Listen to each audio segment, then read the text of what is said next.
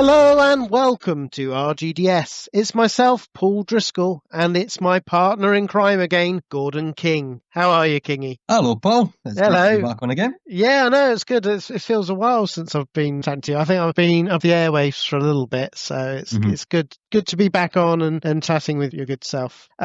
But what we thought we'd do today is we thought we would look at driving games and see how they've evolved over 45 years. Yes, you heard me. 45 years that racing video games have been around. I mean, first of all, that's crazy, isn't it, when you think that video racing games has been around that long? It's older than us.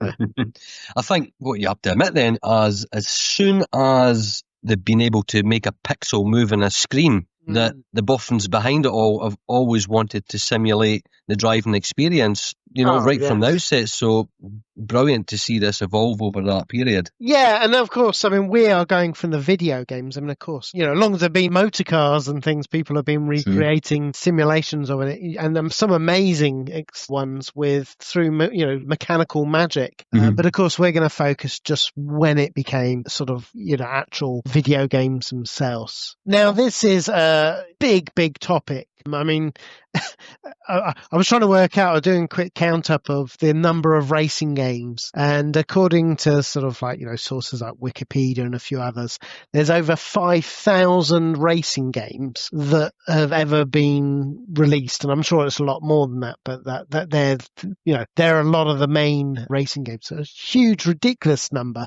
and of course we're not going to cover every single racing game. But what we plan to do is do those big hitters that we felt really brought the genre that little bit forward. In some cases, absolute leaps and bounds. And the other thing we've decided, because it's such a wide scope and important topic, we've decided to cut it in two halves, haven't we, Kingy? Yeah. So indeed. This is going to be the first part where we are going to go right from the beginning of video racing games up until pretty much the end of the 90s. And then we'll take a sort of cut from part two, which will take us into the 90s and when it really became 3D and that became the sort of mainstay up to sort of reasonably modern times. So that's the plan. But before we go into the topic straight away, Kingy, do you want to tell us what you've been up to? Because it's been a while since I've spoken to you. Yeah, well, probably the main thing is I attended Play Expo in Glasgow, which was rather grand. Lots of good cabinets there. Maybe not as much as the ones I would have preferred to play. You obviously can't choose that, but it was still great to see a lot of the great classics there. So for me, the highlight was perfect for tonight. Almost, obviously not a racing game as such, but the sit-in cabinet of Afterburner, which was fantastic. It's amazing, isn't it? Oh, now that was one. A few of the motion cabinets came in my local amusements, but that was one that never did. So it was fantastic to actually experience, and I didn't really appreciate how much that actually tilted. It's bloody brilliant. And yet again, a bit like last year where Outrun was there, the full sit-in cab of that was... My lad was besotted with Outrun last year. Well, yet again this year, it was a case of getting in, having a play of it and going to the back of the queue and just repeating this motion for hours on end because he thought the experience was brilliant. But on top of that, it was good to bang into a number of people. One of our listeners, Craig Stevenson. Hi, Craig. That was nice to have a little chat with him. Yeah. It was brief, but it was very nice to meet some of the listeners. It makes a different dynamic, meeting the people that communicate with you. And Neil McEwen, again, he was up there. I met him last year. He came up with Sean Hawley, lovely guy. He was up with his family. And Ravi Abbott as well. He was there doing a little interview with some of the YouTubers, Kim Justice and Slopes, his game room. So yeah, it was nice to bang into them and had a wonderful time. Yeah, no, it looked good from the pictures. It looked a little quiet this year, but which is a bit of a shame. But I mean, that's great for the people there because you get a chance to go on all these machines, isn't it? Yeah, I must admit, I managed to get a few more plays of some of the machines, so a good few shots of track and field, and nobody was really playing Bomb Jack all that much for some strange reason. So I'm not complaining. I'll remain on that.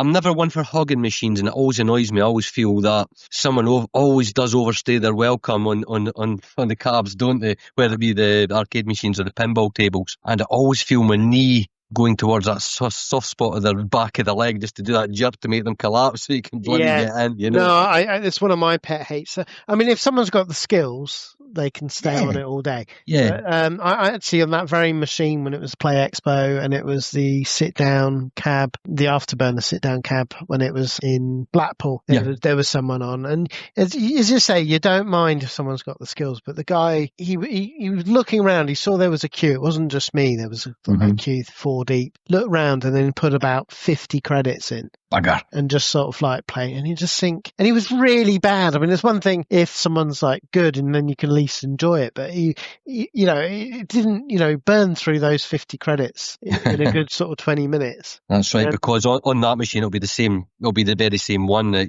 we played. It's got a red button on it, and you can just keep pressing it. And what the credits do is gives you more and more lives on that game. It's not as if the game ends and you're back to the start. So someone can really sneakily, complete the game if they want to with that amount of credits. Yeah, but I mean, anyway, it is one of my pet hates. I was feeling quite grumpy, and it was mostly because it wasn't just me affected. There was a queue of us waiting. Yeah. So selfish. But anyway, you're right. It's that sounds so good. And of course, we're going to be doing sort of like all meeting up at the arcade club. That's coming up, isn't it? Yep. Yeah. No, we've been playing Horizon Chase Turbo, which for our listeners that haven't come across it. So this started off as a mobile game, but it's a really good old school racing game. So if you liked your Turbo Lotus Spree type games, or I suppose for our American listeners, it would be Top Gear on the SNES. If you like those sort of games, this is a spiritual successor. Really beautiful graphics. Still has, retro looking graphics. Runs super silky smooth, and it even has the music of Barry Leach. For those who don't know, Barry Leach did the music to all the Lotus and actually that Top Gear games as well. So and many, many others. I mean, if it was a Gremlin game, chances are it was a Barry Leach music, and it's just brilliant, isn't it? I mean, what's your take of the game? I avoided it on my phone because I just don't like mobile gaming. I was the same. I downloaded it but didn't really play it on. Yeah, kind of drooled over it and amused where I get, but I never bothered. The moment it was released, it was I'm definitely getting that now. And as you said, it runs at such a smooth, silky frame rate. I mean, you're getting 60 frames per second on the PC playing it, and I'm sure that's, any console it's released on, it's not an energy devouring game. It's optimized very well. It's just really nice high-res graphics. The speed is absolutely slick. It's a delight to play, and more an added bonus because you and I are friends on Steam. It's competitive against each other's times on the tracks, and it really annoys you when someone beats you, doesn't it? And you have to go back and try it again. Really good. Those leaderboards, Yeah.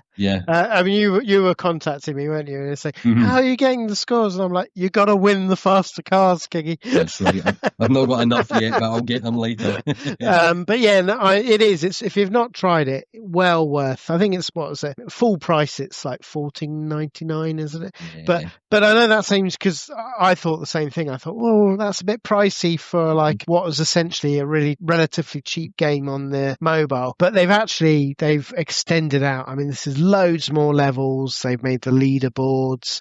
You get a lot of bang for your buck. I mean, I've only made it to sort of like Greece, and that's like hours and hours because you try different places around the world. And it is, they've really mixed it up each time. It'll have thunderstorms and beautiful visual aesthetics. Well worth playing, isn't it? The other thing that I've started doing, I only just started doing, is I've decided to play all the Monkey Island games again. Because GOG.com, they finally released Escape from Monkey Island, which was one that I used to own back in the day, but never, for whatever reason, partly because of the 3D, I never really sort of gelled with it or didn't really play it to completion. So this is great because now I've got every single one, and I've never actually, I realised actually bringing it up, although I've owned it for ages because I'm going right back to the beginning of Secret Monkey Island, I've never played the special edition. No, and it's I'm you can choose between the graphics, which is good. Although I can't remember the graphics looking that bad. So Just a resolution to run at. Yeah, in fact, I was looking at the Amiga and stuff, and I was thinking, no, it wasn't that bad. I'm sure they made it, but it is nice. You can switch between the two, and they've got like the people that did the recording of Curse of Monkey Island and Escape from Monkey Island, so that cast to do all original recordings for the first two games, so it keeps it consistent. So yeah, so I've been enjoying my way through that. Oh, that's good. Yeah. They're delightful games, they really are. I was like you, not really keen when it went into the 3D world, but I'll maybe consider giving them a try again. But you've kind of tempted me now, just to, I do love my point and click adventures. I'm quite tempted just to go back to the beginning and see if I can remember the rubber chicken or get stuck in it again, or the dragging the flag on the grog spitting competition on Monkey Island 2 and things like that. I wonder how good my memory is. Are there certain puzzles that will stump me again because I've completely forgotten, or will it just be a case of sailing through it? Not so sure. Yeah, not so. No, actually, you saying about point and click, the because I went to obviously Revival, which that was a good while ago, but it's the first time I sort of mentioned. But I picked up. I'm so chuffed. I picked up the Amiga boxed version of Darkseid. Oh, which was our listeners will know from some of our previous episodes. But it's one we covered, and it's great. It's got the actual full hint book that was in it. It's a special edition. And the other one I bought. Have you ever played the Amiga game Better Dead Than Alien? I do recall it. Can't really. The name's familiar, but I can't really recall if I have or not. It's a fun little shooter, sort of like a overhead shooter, quite simplistic, a bit like Space Invaders, but Space Invaders Plus. But it's nice that each level has sort of like like the old sci-fi artwork of yesteryear when you used to buy science fiction covers and things. Yeah, they've tried to do that. I mean, obviously it's drawn out on the Amiga, but it just really does draw you into each level, because you're like, oh, what's the next piece of artwork I'm going to see? Yeah, so it's quite cool. And the final one, which is really good, is Stunt Car Racer. I picked up the original of that. Oh, now we're talking. See, back on the theme again. Back on the theme, yeah. And that I can't say I'd forgot, because I don't think I ever owned the original, if I'm being honest. But I didn't realise there's a whole book on the history of racing. Yes. in it. Typical Jeff Crammond, isn't it? Get to the nth degree. So that was worth it for that alone. So so that's quite cool. Oh, that's awesome. So I mean, plenty to keep me busy. And the final thing I'll say, which just briefly, I took the plunge. This was only yesterday, actually. The EA Origin Access, which is kind of like their Netflix. Yeah. Because I was like thinking, well, I got a free trial for it, and I thought, well, you know what? There's a lot of games there, like Need for Speed, which I've stopped playing because I know they're pretty average these days. But it's kind of like, well, $3.99 if I did carry it on, or £20 for a whole year, which is pretty decent. That's pretty decent, really. And there's quite a few games there that I've always, like there's the Need for Speed games, which I'd never pay £50 on. And they never seem to go down digitally in price. But I'd quite happily, for the free trial at the moment, I'm quite happy to sort of give it a go. So, although I have to say that, I mean, why don't they stick to the racing rather than all this trying to give you a storyline? You don't care about the storyline. Nope. I don't care with any of that. I just want to drive. You said the same about the porn movies I gave you the other day as well. You didn't care about the story behind that either. Oh, well, some of the stories are pretty good. Actually, I have been watching some really dodgy video game movies of late. I'm glad you continued on there. I was going to say, I thought I better add on that little bit. But some classics. Talking of which, actually, I will mention very, very briefly, although I'm hoping we might cover it in a later episode. The It Came from the Desert movie. Now, as people know, and Kingy's... Actually, I don't think you'd ever played it before, had you, when we discussed it? I'd played it on DOSBox, not at the time, but in the early years of yes, Abandonware, yeah. That's it, yeah. For those who don't know, It Came from the Desert was a video game on predominantly Amiga. It also came out on PC, and it's sort of like a set in the 50s B movies with giant ants. It's really cool, quite a cool game. And something I've been watching for a long while on its release is there's an It Came from the Desert movie, very tongue in cheek.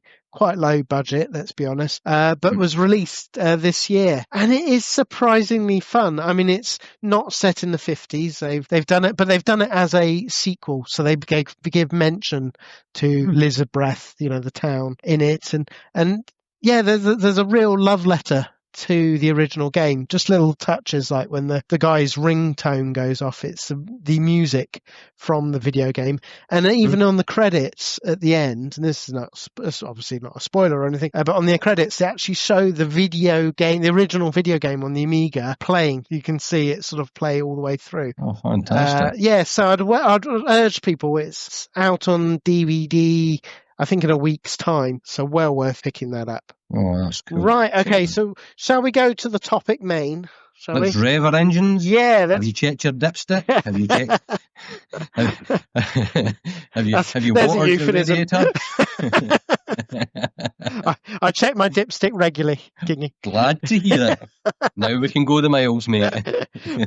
Gentlemen, start your engines. Right, okay, where do we begin? I think the place you've got to begin for racing games is Space Race, released in 1973. Yes, 1973 by Atari. And this was the second game that Atari released because, when they were the company Atari. And it's important to realise that Pong, when they were doing Pong, that really was a test case. I mean, let's be honest, they nicked the idea from Ralph Baer. Nolan Bushnell's has got a signature on, where it was showcased, so we know that's the case. But in their mind, that was just a trial, a proof of concept. Space Race was what they were excited for. They had a license with Midway, and it's a really... Well, what do you have? It's a 2-player game. Again, you've got 2 crafts, and the idea is you have to go up, dodging all the asteroids that are going left and right across. So it's a sort of race dodge, but the point is the speed of which you get to the top of the screen causes a point. That's pretty much it, isn't it, Kingy? Yeah, I mean, it is a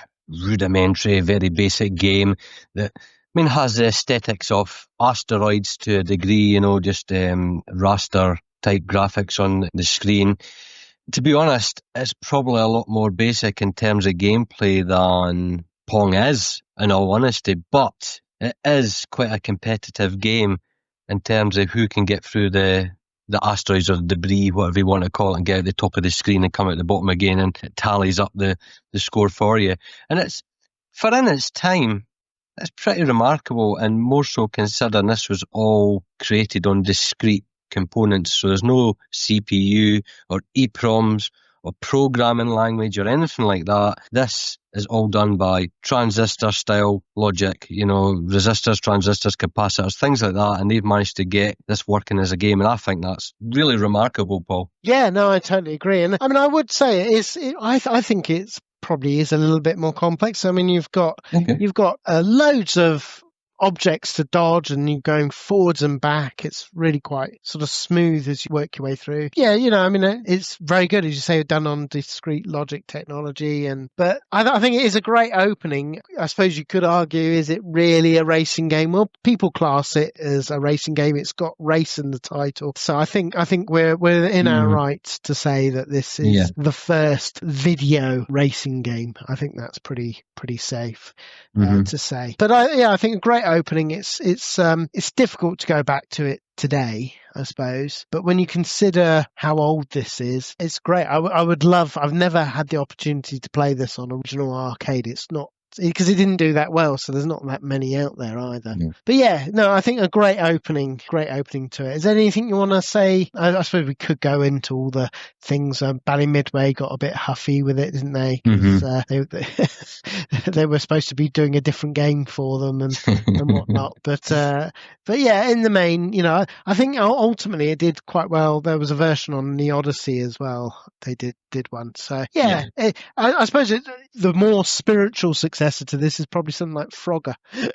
Yeah. Really, two-player Frogger. It's more Frogger than a racer. I would say that. But yeah, I mean, I'm just looking at the year. I mean, that's the year I was born, right? 1973. So there's again at 45 years old. I mean, this must have looked great appearing in whatever arcade style amusements and what iteration the arcade amusement was like back then, or wherever it was released, where it was in a milkshake joint or wherever. It must have been remarkable to see just moving images on a screen back in that day. It would have been great.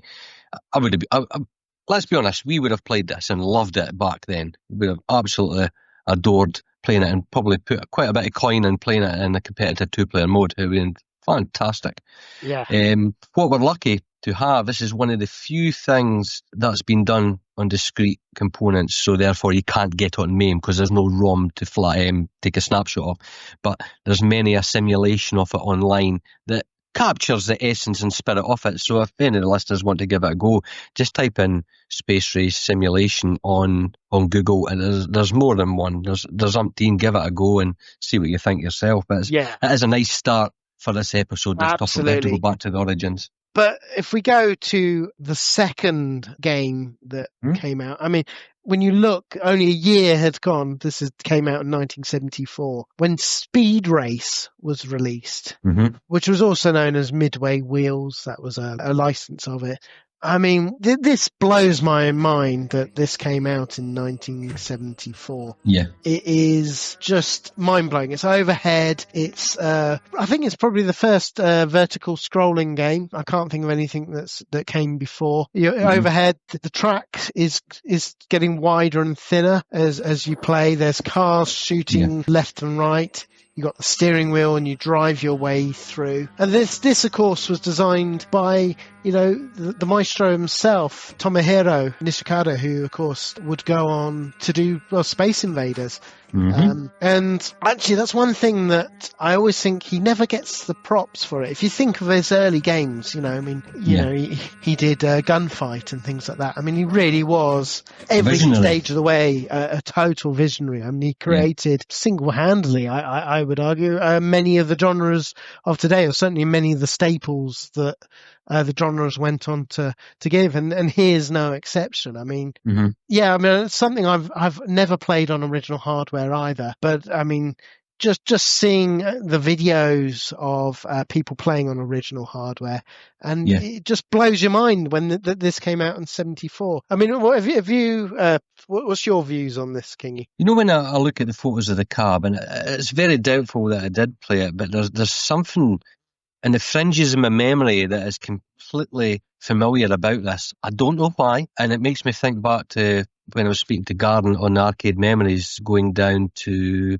Land's End in my mum and dad's camper van and going to the arcade amusements around Cornwall and Penzance and all the rest, and Newquay. Someone says that was there, but I could never truly confirm that. But there's a certain nostalgic warmth coming from it that suggests maybe it was. I don't know. Well, I'll never know. But it is akin to a sort of Tommy racer. That's probably the best way to describe it, isn't it? Yes, right? But far better. Let's be honest about that. I think, especially having the widening and the narrowing of the racetrack back then is the thing that makes this game more than anything. And having it was rebranded as Racer by Midway in 75, wasn't it, on the Midway? Yes, Midway, right. Chassis. Yeah. It's got, I don't know if the Speed Race one does, but in the Midway one there's an analog speedometer on it that just makes it look uber cool.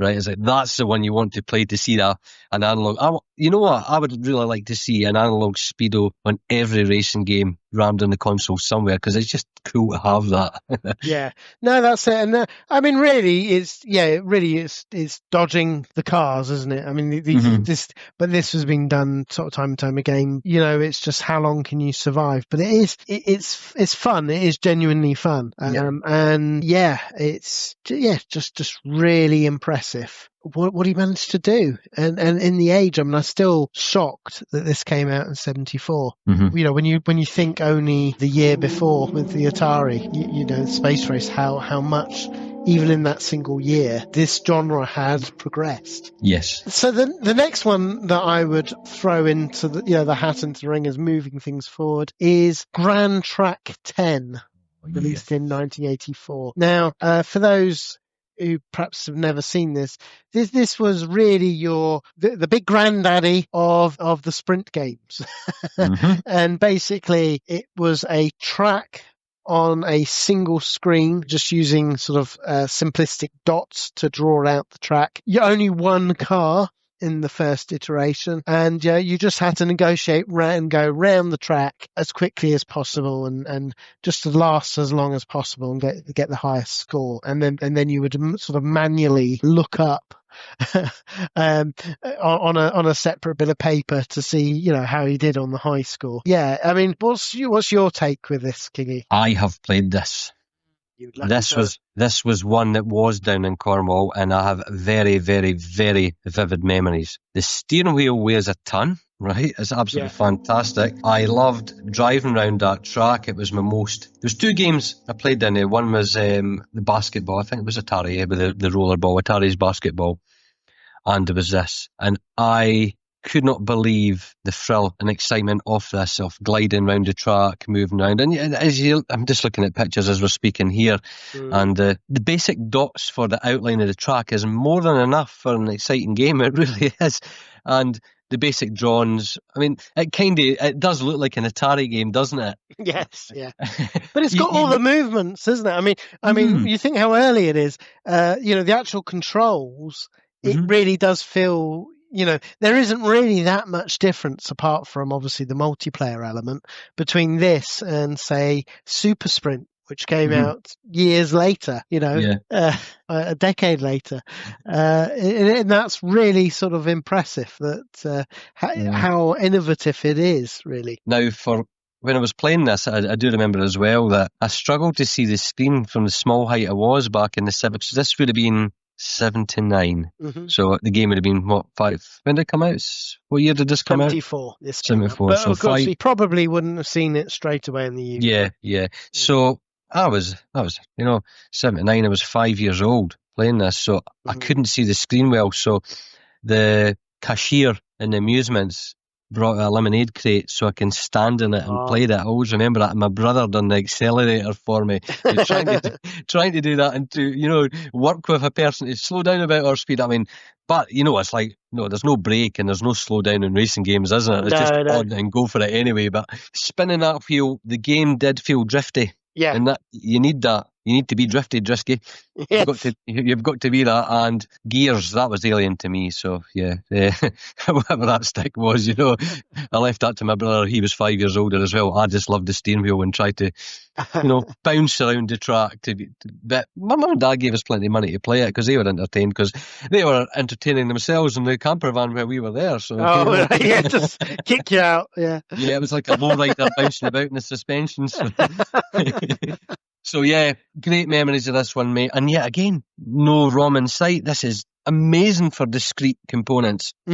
Definitely. It was amazing how they sort of took it forward, and wasn't it, and things, and the things that they were doing. And of course, it's that spawned many, many sequels. I mean, I suppose one that's worthy of mention for, again, bringing things forward was the Allied Leisure sequel, a version of it called Pace Car Pro. That actually wasn't such a good track, but the beauty is you had 4 players, and it was, I think it was the first one to have actually colour graphics. Certainly one of the first arcade machines. I don't think it's the first, because it's difficult to sort of pin down. But very little known about that game, when you're trying to research on it. But that one's impressive. And of course, we know how that series as part of racing has evolved over time. Yeah. So I suppose we'll go on to the next game, and this is another real sort of classic, and this is Sega and Road Race, and I'd put both together almost. You had Road Race, which was the car version, and you also had Motocross, which was also licensed as the Fonz or Man TT, based on the Isle of Man, which of course they would go back to years later. And they're both essentially the same game, really. You had finally they brought the graphics where it's more from behind, it's less from on top. And you're sort of, it's a more 3D feel as you're working your way through the winding tracks. And you really feel, just that shift of the viewpoint, which is racing games has gone for pretty much ever since. That alone is innovation. Mm-hmm. And they're very, really, really good. I mean, the Fonz license, because basically with the motorbike one, they actually licensed, I suppose Happy Days was huge in 76. I don't know. Happy Days was probably the highlight of, at its high point, wasn't it? But of course, the Fonz, they licensed the Fonz and did essentially motocross, but with the Fonz on the motorbike, which is sort of great. I mean, what's your take of these sort of games? Well, motocross.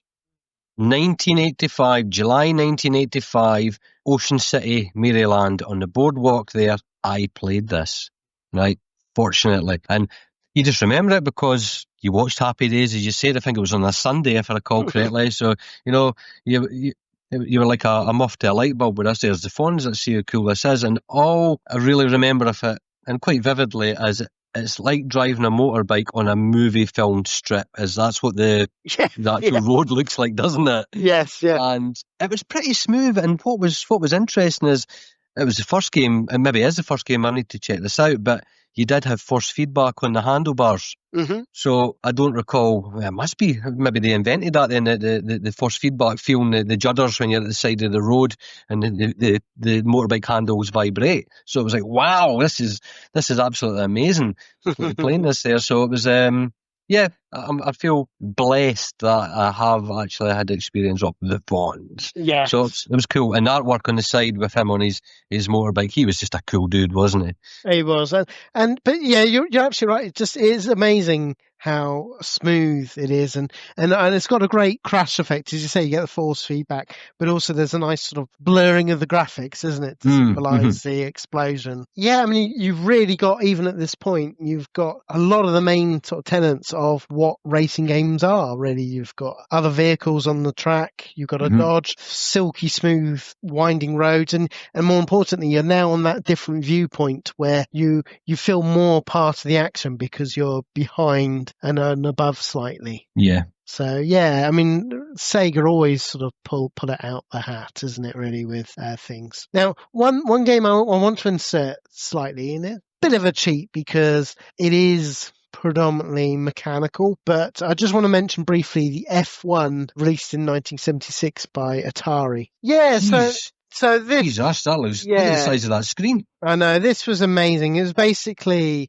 So this was a sort of back-projected, sort of mechanical video game. It's doing lots of trickery and wizardry with you moving the car on the track, and it just does a great magic trick, really, of giving you the feeling of racing a car fast. Yeah, it's a really special game in history. I appreciate technically it doesn't fall in the category of video game. As an arcade game, though. But it is an arcade game, and amazing explosions sort of simulated by a light basically shining on an exploding car that gives us wonderful feeling of exploding. So well worth, if ever you get a chance to sort of see that video, just some of, if you want to see how mechanical games could continue and compete with games of this era, there's a perfect example. So the other game I just want to mention briefly, just because it shows the other side of racing games of this time, is Atari Stunt Cycle.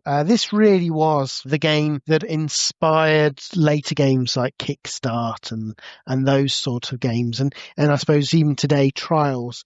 And basically it just had you race around a single screen track doing stunts, and you do jumps and just try and go as quickly as you can.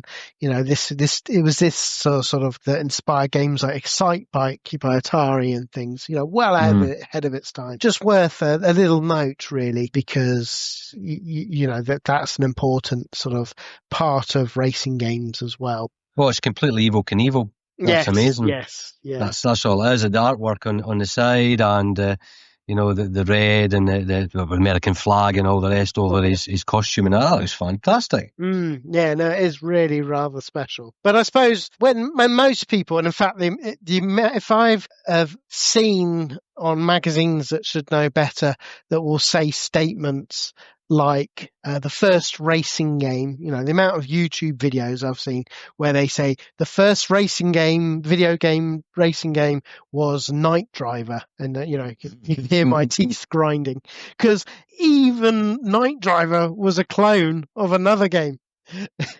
So can I tell you a little story of? I'm going to go on a bit of a rant here. Go for it. Right. Okay. So Night Driver is by Atari, released in 1976, and it's the one that everybody tends to remember. It had, because there were so many home ports, you had the bollards, so you just have like little white rectangles that would symbolize the bollards to do the road of fast scrolling. You would then have like a stick-on of a car bonnet, orange car bonnet, to symbolize where the car was, and you basically tried to negotiate through the track. Beautiful game, still plays amazing today, really addictive. And if you're ever lucky enough to play the original arcade game, it really is an experience, because it's, until you see the glowing of those bollards and everything, it really adds to the experience. I mean, have you, before I go on my rant, have you ever played Night Driver and stuff? Well, obviously on MAME in later years, how I came across Night Driver would have been on the Atari 2600, what was my experience of, and that is not as a good experience as an arcade game at all. But it is, that's probably how most people sort of came across it from the Atari. And considering, I know that, it does quite a good job, really, I suppose, for a home. Yeah.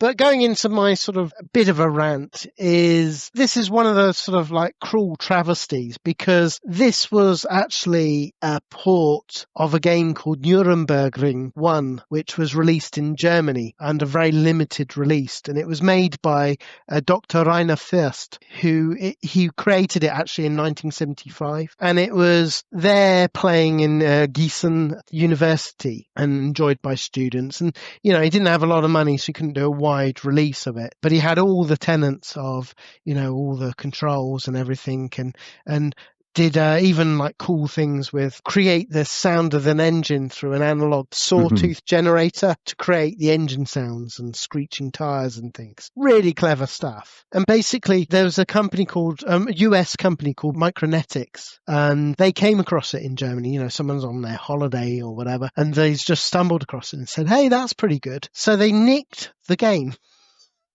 and went and sold it in the US market. They're saying it was their game that they'd created. And then they licensed it to Midway, who called it Midnight Run, and then also 280 Zap, which I think is a Datsun license or something like that. And then they licensed it at the same time to Atari, who called it, of course, Night Driver. And really, the one that we all remember is Night Driver. And to be fair, I've never been lucky enough to play the full sit-down of Night Driver, but it's a beautiful work of art. I don't know if you've ever seen it. It kind of like a full luxurious sit down when you got the pedals and everything. So kudos to Atari. They did an amazing job with it. They really did amazing things with the accurate sort of sit down, and it is a great game. I'm not taking any props, but you can't help feel sorry for this Dr. Fürst, who created the game. And and I don't know, it's difficult to get to the full ins and outs whether cash did eventually change hands or whatever, but all that I can read about it tells me that no, they didn't see a penny really. It was the early days of copyright. It was all free and easy, and people, the Micronetics said, well, we just took the idea. So after your little rant there, yeah, I'm going to have to do my best Andy Goodeye impression. Well, I didn't know that. Yeah, but to be honest, that's what a lot of people don't, fully appreciate with. Fascinating. Yeah, exactly. So the one thing I will say, this is the first racing game that is in the first person. Suddenly we've moved into the actual video racing game because, of course, F1 we just described was sort of first person and many of the mechanical ones. But this is the first sort of video game where you are in the first person doing the racing. And it does add to that real immersive feeling with it all. Yeah. Real classic. And I would love to, a lot of these early games that we're talking, these pre-80s, it's such a shame that it's next to impossible to come across these days, particularly in this country. The chances of sort of coming across one of these cabinets is very unlikely, which is a real shame. It is a shame, yeah. We'll go on to the next game. And this is one that everybody will have had an opportunity to play. And this is Rally X, released in 1980 by Namco. Now, of course, this is sort of known by most people. They know the story. In 1980, Namco sort of showed this and they showed Pac-Man, and all the experts said, Rally X is the game of the show. This is the one that's going to take the world by storm. Because it really is quite revolutionary. For those who've never sort of seen it, how do you describe it? I'm sure most people have seen it because it's on every retro Namco pack. The idea is it's a maze from overhead. You race around trying to pick up flags and dodge the enemies. Well, that's it. You just try and collect all the flags. There's a lovely map that tells you where all the flags are. So there's a lot of similarities to Pac-Man, really, because really the other red cars are your ghosts, in effect. The flags are kind of the power pellets. And yeah, it's quite good. It's a big screen and smooth scrolling. It is quite surprising. It just didn't take people's imagination at the time, really. I mean, it wasn't a failure by any means, but No. But compared to other games of the time, it didn't quite take the imagination of people, which is strange, really, because if you were to look at it side by side, you would say, well, this is the more advanced game to Pac-Man, really. And what's your take with this? Oh, I flipping love this game, mate. I like this better than Pac-Man personally. I've played this more, put more coin into this, and I think I am probably more better at this than Pac-Man. It's got a great background tune. The graphics are absolutely bright and colourful. I just love how, rather than seeing the entire maze, it's scrolling, right, as well. So that was one of the earliest top-down racing games. You don't know the entirety of the maze, do you? You have to learn it in your own right. I love seeing where the scanner is, where the dots are that represents the flags. It's just a really playable game, and I love the exhaust smoke that you can fire out if the cars are behind you, hot on your wheels. And obviously, if you do use that uses up your fuel. So you have to gauge it and try to traverse the maze more wisely, so you're not having to use that to slow down the cars behind you. I just think it's like to this day, a highly playable game that is really, really enjoyable.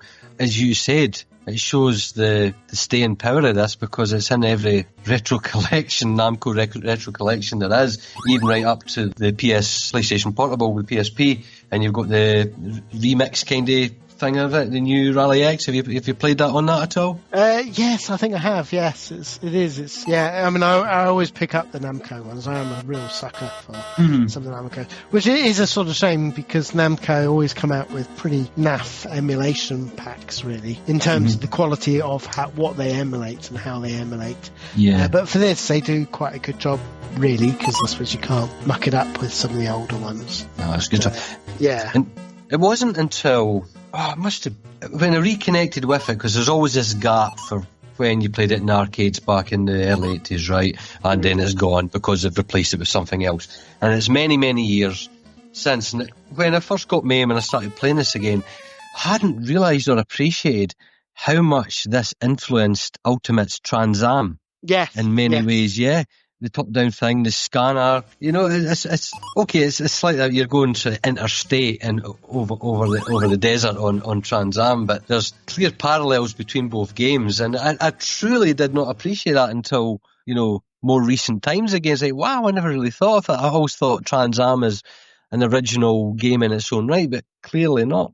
No. Right, okay, well, we must keep on going. And I mean, what a classic is this next one. And it's one that doesn't often get thought of. I mean, we're talking about arcade collections. I would do anything for a proper Sega arcade collection pack. Yes. And it just breaks my heart they haven't ever really done one apart from the old like Yu Suzuki collection or whatever, which is great. I'm not complaining, but there's so many classic Sega arcade games that just don't get a look in and often forgotten about. I am, of course, talking about Turbo, released in 1981 by Sega. Now, I would not be surprised if a lot of people would say, "Oh, I've never heard of Turbo," because it just doesn't get talked about. And yet it really should, because, I mean, this did so much for the racing genre. I mean, just the speed of it. They've basically taken the idea of the simple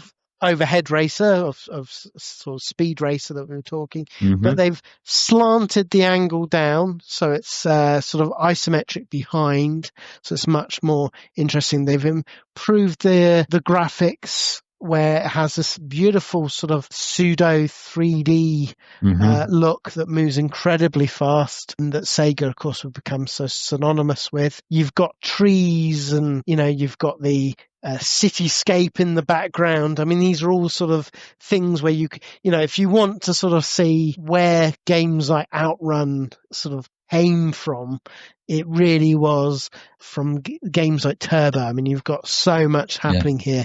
The static image, the blue, I just love this. I mean, what's your take with this game? This is a game I personally thanked you on the messenger when we were first setting up the show.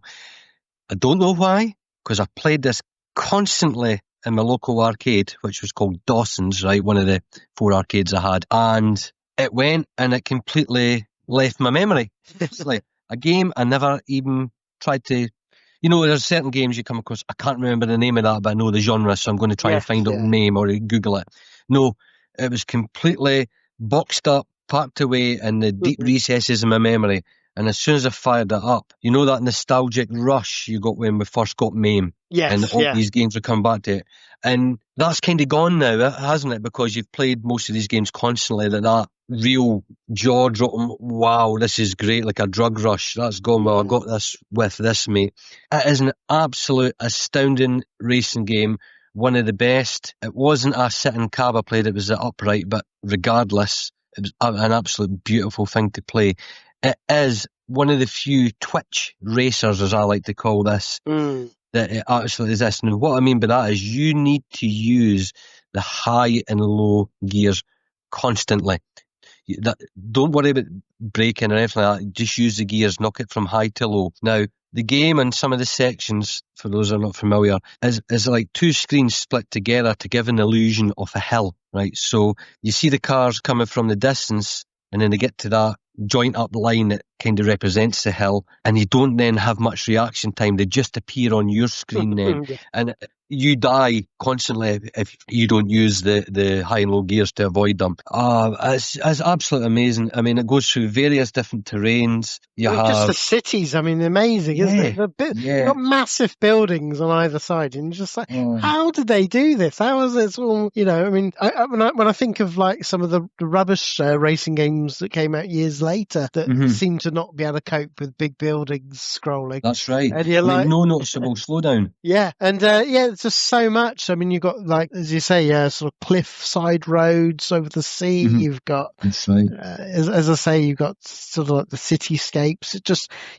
tunnels. It was the first time I think there was ever like a proper tunnel you drove through. Just this was so revolutionary. It really is, and it's one that doesn't get talked about these times. I mean, people just immediately talk about probably the next game that we're going to talk about as the real sort of principle. When really, I think Turbo, which came a full year before, deserves probably more credence for taking the genre forward. Yeah, that was a game changer. It really was. At this point, yeah. But I mean, that's taking away nothing from the next game. No. Because this is a classic. And it is, of course, Pole Position, released by Namco in 1982. Of course, the American license was Atari. A lot of people saw the Atari cabs. or think of Atari, but of course this is Namco original. Took the world by storm. This was designed by the Toro Iwatani, who of course had already rocked the world with Pac-Man. So, this is another sort of genius that was taking the world forward. And he did, despite what I was saying with Turbo, which I still think deserves a lot of credence for taking the world forward, this again really sort of took it forward as well. You've got a slightly lower angle of the car, which has been followed ever since. Really puts you in the action. Beautiful graphics, silky smooth. You're driving a Formula One car and a great track. I think, people often say, and it's probably right, this was one that was the first racing game to be on a real world track. That's right. It sort of followed the layout. It's great fun. I'm pretty sure this is in the arcade club. I always have a go on it. I've certainly seen it at the odd events over the years, and I always get drawn to it and play it whenever I see it. I think the one in the arcade club's a sit-down one as well, which is great. Cool. Yeah. What's your take of this? Lucky enough, my own local arcade had to sit in cab off that, and I played it quite frequently.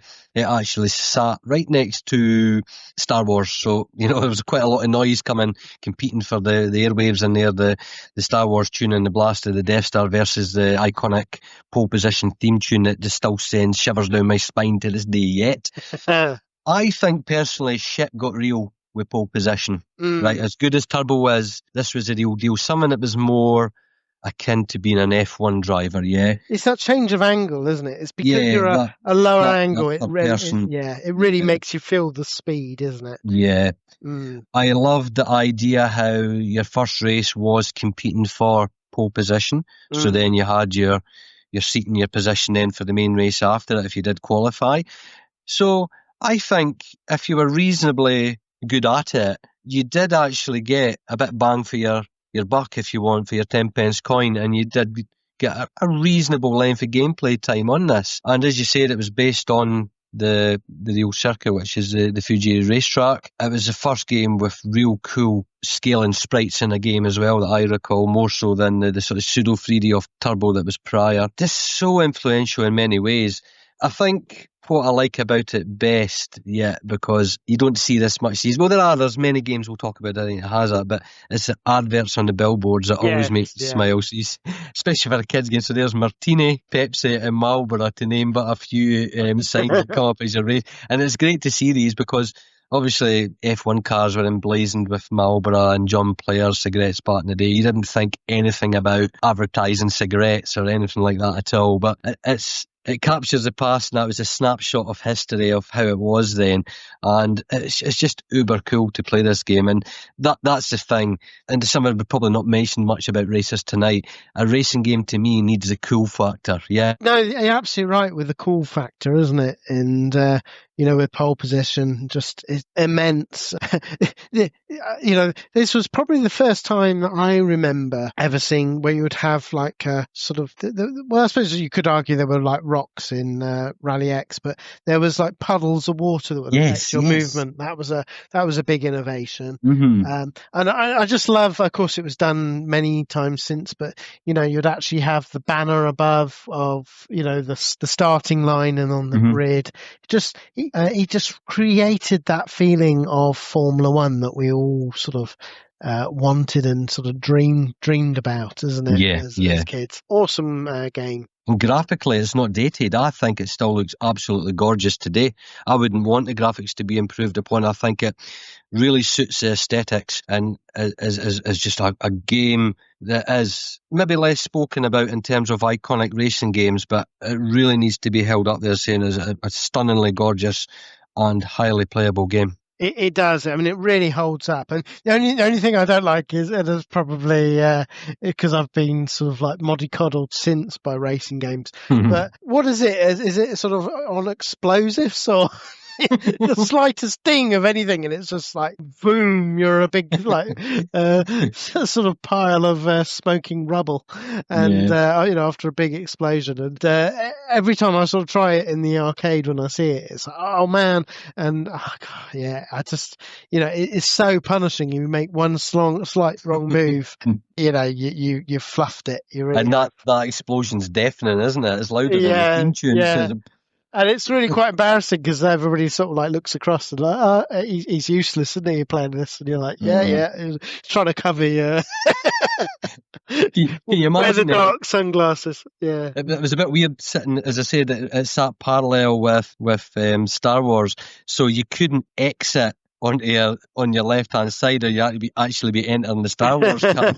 So you just stared at the person to the left of you. He was doing a cool run in the Death Star, and you were exploding every 5 seconds. You're doing shite in this. That was between the explosion and the Death Star and the explosions and this. Goodness sake, it was like the sum at that end of the amusement. It's absolutely brilliant. It was a delight. It was a few times I actually just bum shuffled into the Star Wars cab if it was empty, just to have a shot of that. It was great memories. Brilliant. Right, yeah. Now the next game that I want to talk about, and this is one that people just don't. It's not on no one's radar, really, but it's so important for one principal reason, and that is TX1, released in 1983 by Tatsumi. Now, you know me, Kingy, and my listeners know me, that every opportunity I get, I talk about Buggy Boy.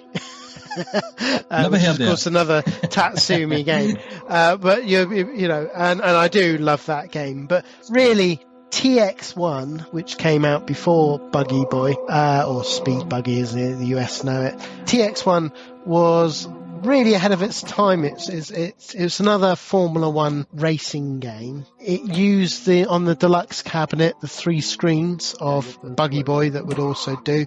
It looks, on the face of it, very similar to what Pole Position was doing, but what the reason I've put it on is, one, it's an oddity, and it's in terms of it does take a little bit further from Pole Position, namely because with the tracks, you had multiple choice. So exactly as games such as Outrun and things would try later, you would have the ability when you got to the end of a stage, do you want to go left or right? And that, as we all know from classics like Outrun, gives so much playability, because you can say, well, this time I'm going to go left. I'm going to go do the tracks left rather than right. So, that alone, it really deserves a mention in bringing the sort of video game forward. Have you ever come across this TX1? Only on MAME. I know its existence, and I remember when I first came across it, I was like, wow, this is Buggy Boy,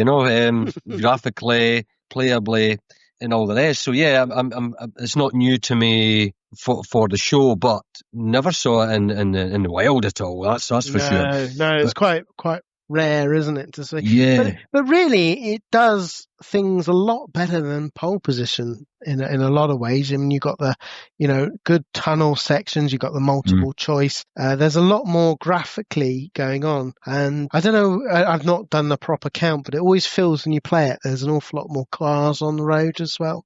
It does feel like that. There's a lot more going on.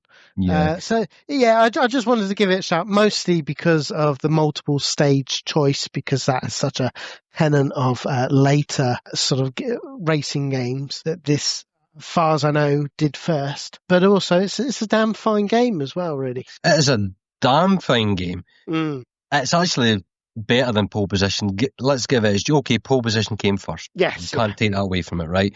But this has so much more to marvel at, mate. It's huge, the car, because it's 3 screens, isn't it? I mean, a couple of options here. If you play at home on MAME on a widescreen monitor, okay, it letterboxes it, but it still looks gorgeous. It looks very high-resi, doesn't it? So the pixelation is gone from that. But I stayed back. I finished at 5 o'clock at my work on Monday night there. And I stayed back. I had my little portable hard drive with MAME, and I have 3 monitors at my desk anyway, just because. It's handy for databases, work with FileMaker and stuff like that, it's and all the rest. But anyway, I set it up on it. It takes a bit of time, bit of configuration. I tiptoed down to the boot of my car, opened the boot up, Aldi's bag with my old PlayStation 2 steering wheel with a USB converter. Yeah. Tiptoed back up, just the cleaners about, nobody but myself, and had a go in the free monitor display. Oh my God, what a drug rush. You've got to do this. You've got to do this. It's the only way. I'm going to do it with Buggy Boy again. We spoke about that when we done the best of episode there as well. Yeah. And I really need to. I need free monitors here solely for that. It changes the feel. You just feel like I'm a big boy now, you know. Yeah. Well, they are. I mean, that's how they were designed, isn't it? I mean, it's such a shame that it's next to impossible to see out in the wild these deluxe cabinets. Particularly this one, because I mean, at least Buggy Boy had a reasonable release out there. But the only Buggy Boy that I've seen out in the wild was the one Junior. That's in the arcade club, which is the Junior, which is the single screen. But yes, no, this is definitely one. TX1 is definitely a innovative racer that deserves a lot of shout out. One more slight thing I would add to that I've never seen in an earlier game as well is the tilt and rise of the embankment. So you feel there's a camber in the road and it swoops as it goes. It really gives an illusion of you tilting without the cabinet tilting. I thought that was revolutionary seeing that. It was brilliant. Yeah, no, absolutely. Yeah, I mean, 1983 really did sort of take things forward. I mean, the other game that's well worth a mention is Change Lanes, released in 1983 by Taito. Now, if ever you wanted to see a spiritual predecessor to what games like Mario Kart and F-Zero would sort of ape years and years later on the home consoles, this is a really good example. In fact, I would say this really is the spiritual prequel to F-Zero. It really is, because although it's a traditional car, the speed of which it's moving, and it's all using that same technology, and just the glowing tracks of getting the fuel. And although I think it's supposed to be just a normal car, it really looks quite futuristic with how it races and handles. Yeah. You know, you are sort of good as hovering. But this is a really fun little racer, isn't it? You know, you got the obstacles in between. It's all going at cracking speed. Yeah, I mean, what's your take with this one? This one was new to me. I hadn't come across it or never heard of it, so it's always delightful to try something new. And I had real great fun in this. I mean, I love the sort of basic premise of the game. That's ever since the reign of this king, that the leader of the planet thereafter is chosen by the level of his driving skills. That's it. That's instructions. I'm happy with that. You know, don't give me long spiels. Just get to the checkpoint. You know, that's all you want to do in the game. And as you said, even though there's wheels in the game, it's quite floaty, and it looks like from the perspective you're looking at the car that you are in a hover car, so I'm subliminally hearing the Jetsons engine noise as I'm driving the game. How'd it go? And that's tickling my eardrums there, mate. What I do like about this as well is the same year Spy Hunter was out as well. Yeah. This, you can go in the water as well, which I thought was fantastic. But it's got its own unique brand of graphics that looks like nothing else. I would say they were more BBC Micro style colour palette. Yeah, colour palette. I mean, you're doing a bit of a disservice, isn't it? Yeah, I don't mean that as an insult. Yeah. I'm trying that as a compliment. It's out on its own. It's certainly using Taito's own engine, and it's really good. Yeah, I mean, that's it. You got the balloons with where you're collecting like sort of like the energy, and as you say, they're going in the river. It's just, it is completely mad, but brilliant. I mean, it you know, if you wanted something that, again, it's just imaginative, it was taking things forward. And as I say, if you are a fan of games like F-Zero and things, because this is essentially doing the same technique that F-Zero did. Yeah. You know, I mean, you'll recognise, and basically by that I mean taking essentially 2D graphics and putting it on a sort of horizontal plane to give that impression of sort of 3D. And it does it to great effect. Yeah, I mean, this is one that, again, it never appears, I don't think it's ever appeared on any of the Taito collections. I don't think I've ever sort of seen it outside sort of moment. It's a real shame because I think this is a real ahead of its time tight-up game. Very unique, yeah. And also, it has a forward and reverse, and I don't think I recall any other game that you're able at that point to reverse. So as the levels go further, it gets more and more and more obstacles come, pylons, walls, all the rest, and it really does get quite brick hard, doesn't it? And you do need to use that reverse a lot, but not use it too much. You just have to reverse back enough so you can then swoop to the side to avoid the obstacle you collided with, because it does eat any time in the game. So it was a nice unique touch and a really, really delightful game. Yeah. Right. Okay. So shall we carry on? Regardless.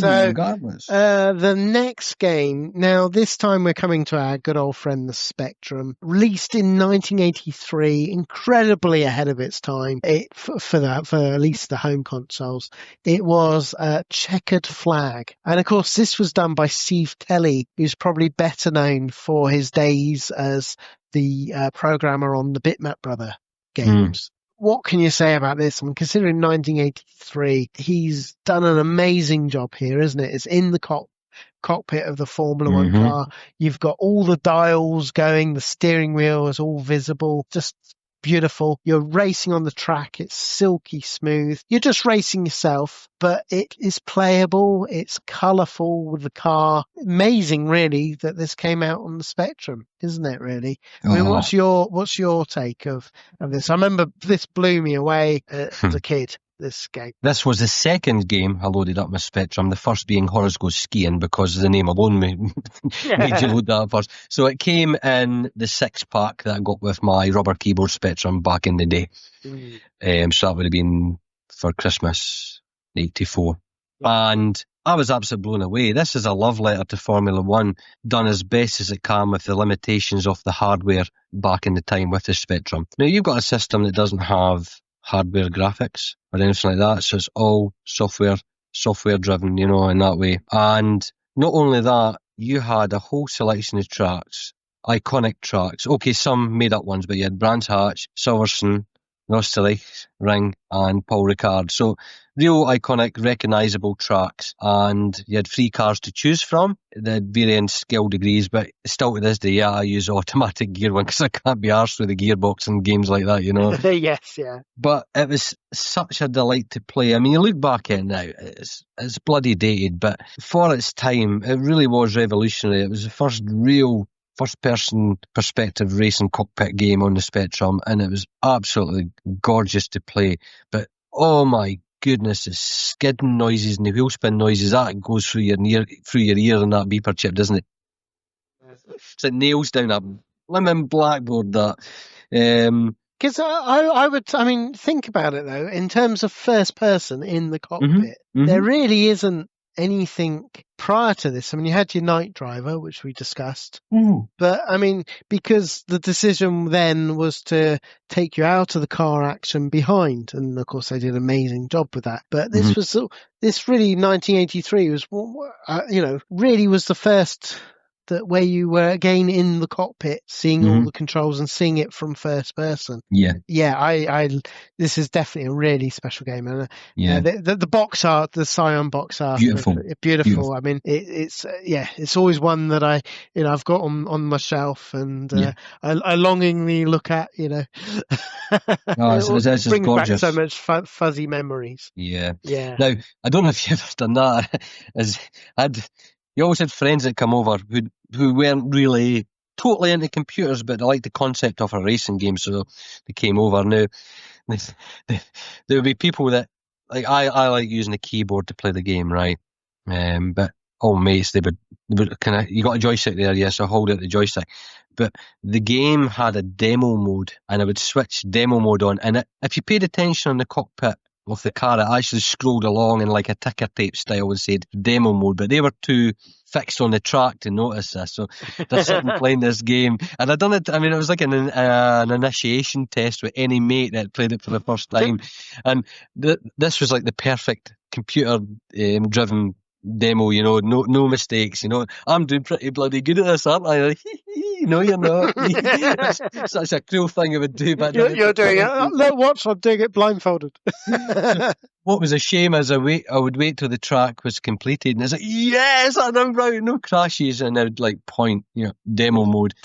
and every person without exception, the look of disappointment and disgust that I'd done this trick and them. But you know what? I've not done this to my son yet. I'm going to do it to him at the weekend and try it. Yeah, because I'm a twisted bugger, but I'm going to do that. Yeah. But no, this is great, isn't it? I mean, this really was, I would say, one of the first car simulators, certainly making an attempt. Having said that, of course, a certain Jeff Crammond would do what he always does, which is take that idea and run with it and blow everybody else out of the water. And for that, of course, I am talking of Revs, released only a year later in 1984. So in actual fact, I think when Checkered Flag came out, it was only a few months later. And wow, if you've never seen Revs, I mean, what can you say? I mean, it is a true, released on Acorn Soft for the BBC model. It got various ports later on, but this was really impressive. I mean, you had other cars on the track. You had really, for the time, incredible physics working under the hood. I mean, this really was a simulator. And of course, this, in simplistic terms, was what we would go on and do time and time again with Formula One. This really is his first iteration of his Formula One series. I mean, what can you say about this one, Kingy? You're right. I mean, this is Jeff Crammond's gateway into something he was absolutely passionate about. Obviously, we spoke to John Rittman, who worked with Jeff, and went into detail about how, he wants to spray off the tyres correctly and weather systems in future racing games. So he was committed to giving us the best simulation he can possibly give the player with the limitations of the hardware at the time. And you're correct, I forgot to say that previously Checkered Flag, you weren't racing against cars, you were just a solo car on the track. Yes, yeah. And this was a pure simulated racing game with aerodynamic settings. You can drive the wrong way in the track if you want. It's brutally unforgiving, like F1 in many ways. Yeah, I mean, it's one you've got to learn, isn't it? I mean, Checkered Flag's a bit of fun, really, in comparison. This is really, as you say, as close as what it would be if we tried to drive a Formula One car without any skill. You've got to spend most of your time crashing, but you can learn it. That's the amazing thing. You can, yeah. Now, I first played this. I played it years later on the BBC, which I do still prefer the BBC version, but I played it with my mate Harry's Commodore. But to add to the delight of that, he had an analog joystick for it. And that came into his own, because it was one of the very few games that supported an analog joystick. And your dexterity or coordination on the track was greatly improved by using that. It was like the next best thing to having a steering wheel to driving the game. The subtleties on driving the track, your skills are vastly improved, and it was a far more enjoyable game. And the trouble with arcades, for the most part, always had an analog device, didn't it? And in your home gaming systems, you didn't. It was a digital on-off device, and that was it. But that was a marvel to play that with that. So I'd love to try with an analog. Really got to me. Amazing. No, I didn't think. And then of course you got the Jeff Crammond humour that he'd always had. I mean, some of the opponents are called miles behind and things. And I love it. I love his humour. Very English. And one of the things that I didn't realise, actually, because of course, I've played this version, which is really the Silverstone track, but it was only on researching all about this. I didn't know that there was an expansion DLC for the game that was released in 1985 that adds Brands Hatch, Donington Park, Alton Park, and Snetterton. How cool is that? I mean, I just didn't. For me, I didn't appreciate that. I've only ever played the Silverstone one, the original. Yes, it's worth trying them. They're really good. Really good. Yeah, and of course, Jeff Crammond being Jeff Crammond, that he's probably, again for the time, but accurately mapped out. He's not the sort of person like some of the other developers that say, "Oh, we'll call it Silverstone and we'll do the bend the other way." No, this is the track. This is the track as close. He's done his homework and he's studied. Certainly has. Yeah. Yeah, awesome game. And it's amazing that this came out in 1984. So shall we keep on moving? Yep, go for it. Trucking? Keep on driving, keep on trucking. Keep on driving, yeah. Now, the next game I think deserves in really taking the genre forward is Pit Stop 2, released by Epix on the C64. Now, the reason I've skipped over Pit Stop 1, released in 1983. Great game. I'm not taking anything away from it.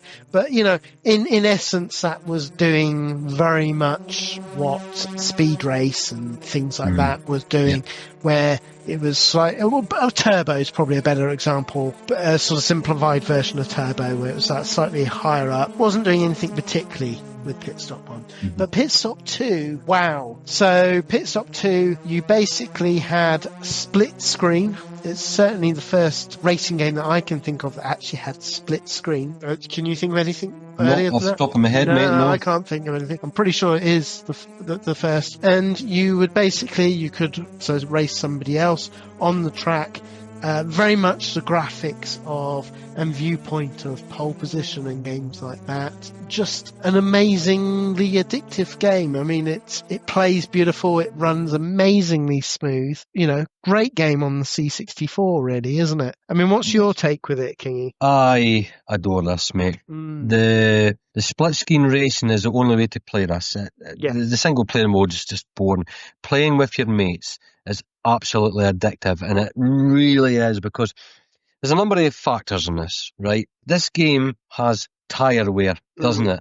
Yeah. Right? Now, I think they changed colour to the indicate the wear and tear in the tyres. So you have to make a decision before you have a blowout. Do I go into the pit stop? And if I go into the pit stop, my mate that I'm racing, he's maybe not got as much wear and tear, and he's going to, tear ahead of me and get minutes ahead of me in the track. But, I loved that idea, because you didn't really have that in the game, and you get to control the mechanics, and they're slow, lazy gets on. It's like, come on.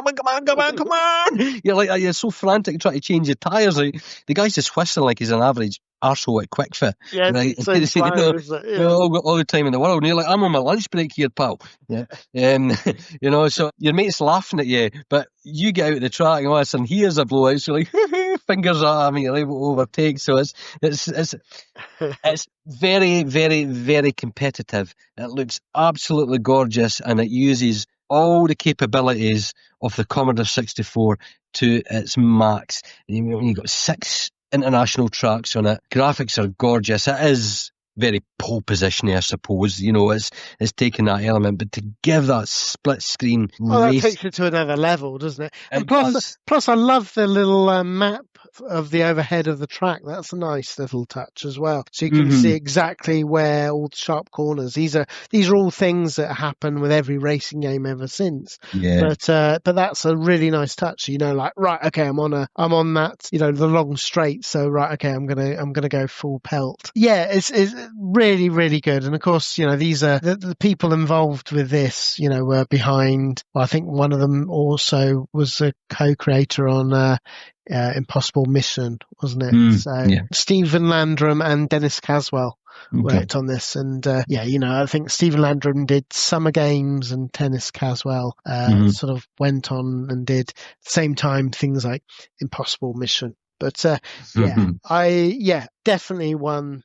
Everybody knows we're Spectrum lovers, but we have to sort of give credit when it's due. And absolutely, the C64 blew it out the water in this game for the time in particular. Yeah, that's a shame, because reconnecting with the game, and you'll be the same as me, I just tried it in single player mode, and I'm more reminisced playing it with my mate back in the day and how it was, and I was getting a lot of the feelings back from that. But yeah, I think I'm due you a game of this one of these days. If whoever visits who we're firing this up and we're playing it. Right, that's one for the list, and have a bit of a laugh and a few beers playing this, because it really deserves the attention even today. Exactly. No, I totally agree. Right, okay, well, keep on going, keep on driving. Can't do the pit stops. We've got to make our way to the finish line. And now we're talking. So the next game that we are going to talk about is Hang On, released in 1985 by Sega, and of course is my absolute hero of Yu Suzuki. This is the one that put Yu Suzuki on the map. I mean, before he did Championship Boxing, which was, not that well thought of, or didn't really make waves. But my word, when he came out with Hang On, it just blew everything out the water. I mean, when you think of the games just 2 years previously or 3 years previously off pole position, and then you compare it to Hang On with the amazing 3D hardware, well, I say 3D, the hardware that give that sprite scaling technique, that gives that pseudo 3D. I mean, I'm sure all of our listeners have seen Hang On, but it's amazing. You've basically got really well drawn motorbike and a rider. Great animation. I mean, his leg, he's all detailed when he turns into the corners. Just runs silky smooth. Amazing music that just is so iconic. Just the speed of everything going past you. I mean, this is the era that I truly fell in love with racing games in the arcade. I mean, I would always make a beeline for any Yu Suzuki game. I mean, they're just so ahead of the curve for racing games. You just knew the quality. And as I think we've discussed before on our best game of the years and things, that when we were little and trying to sit on that motorbike and trying to turn the bike, and it was always difficult, wasn't it? That's it. Yeah. I always had my brother behind me with his hand on the rear of the motorbike, just giving her that extra push if I was leaning in that direction. Fortunate enough to have the sitting in my local place, but. Yeah, everything you said, I know we've covered in 85 and it feels like we're maybe wading through already, walked in territory, but we cannot go through a racing compendium like we are here and not mention these Yu Suzuki games. He is such a genius. The games are absolutely marvellous. You're right, the everything that came before he's watched and studied and honed a game to perfection, gave us beautiful, astoundingly looking game with a brilliant soundtrack and just, games that you believe that you can get further on with each 10 pence that you put in, or it wasn't 10 pence for that, it would have been 20 or 30 when this came out, I think, because I mean the arcade amusements had Dick Turpin masked out my way, put in hard settings and have 2 muskets and tell you to stand and deliver.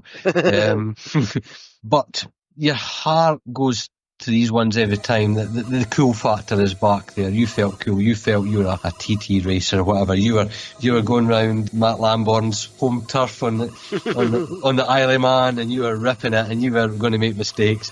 But by goodness, I mean, the amount of times I crashed that bike and the explosion happened, it was countless times. But it is, isn't it? Just with the tracks and the speed at which you're whizzing past all these other drivers, and of course this was although it had been done, as we'd mentioned, with games like Turbo and things, just the sheer difference between the stages. 1 minute it's night time, the next minute it's a desert track, and that's right. And it's just it really drove you on, because you were like, I've got to see the next stage. What will the next stage be? That really was enough to drive you on and sort of see it all.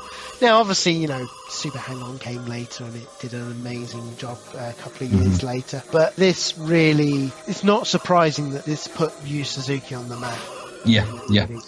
Definitely. Amazing game. But I think you nailed it there, Paul, in terms of the scenery changes, that for the first time really in all the games like this, Bill, up to that point almost, and all the games we discussed tonight, everyone was more on a competitive circuit.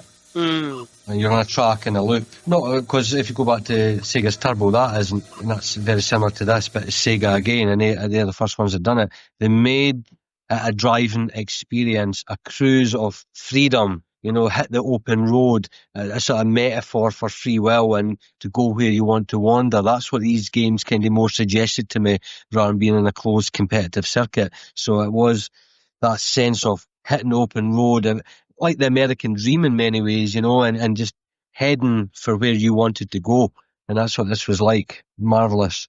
Yeah, no, absolutely. And it's we need a Sega arcade or even a modern Yu Suzuki collection. I'll settle for that one alone. But yeah, no, Sega arcade. Why doesn't it get made? I will say on a really quick aside. Years ago, this was I attended.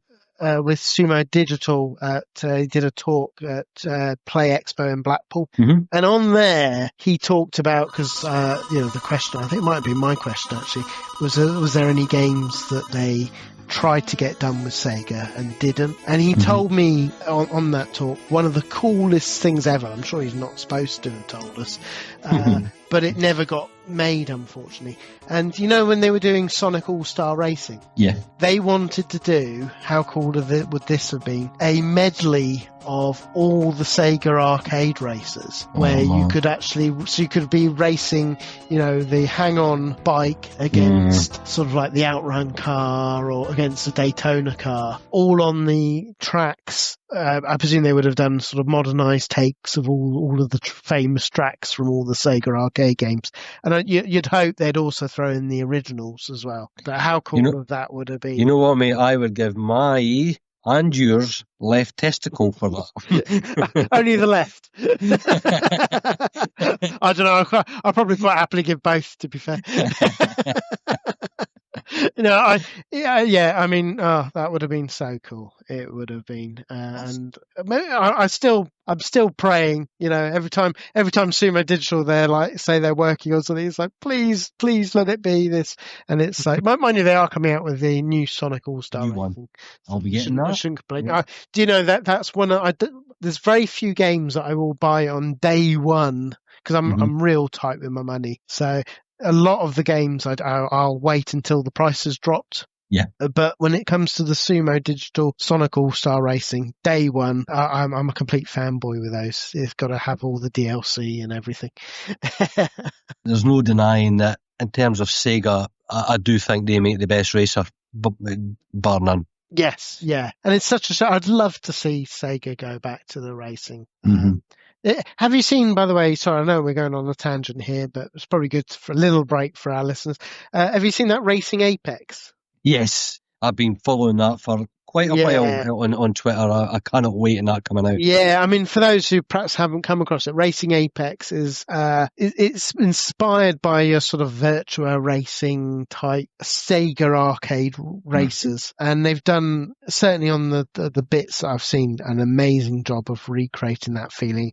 I just pray they don't get shut down by Sega. We've had a few disappointments over the years. There was that Kickstarter where the guy sort of took all the money and stopped making the game.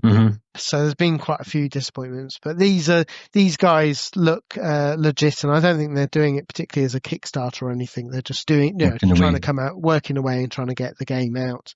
So fingers crossed with that. But anyway, I suppose we ought to carry on. And what was I say? I suppose the next game to mention is 1986's tiny little game. Not really played it. It's called Outrun.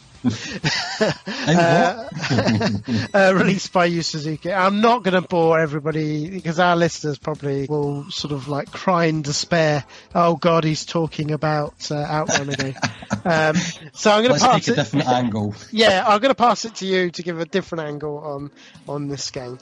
Right. How can I do a different angle? Obviously, we've just voted it the best game of the year in a few episodes back, and we waxed rather lyrical. Paul spoke all evening on it, and we'd have only spoken about that entirely. If it was down to me, yeah. But like what I said on Hang On about hitting the open road, this is the sole game that epitomised that feeling, just of the sense of freedom and going where you want. More so that, yet again, the reintroduction after many years of not seeing that split track like on TX1.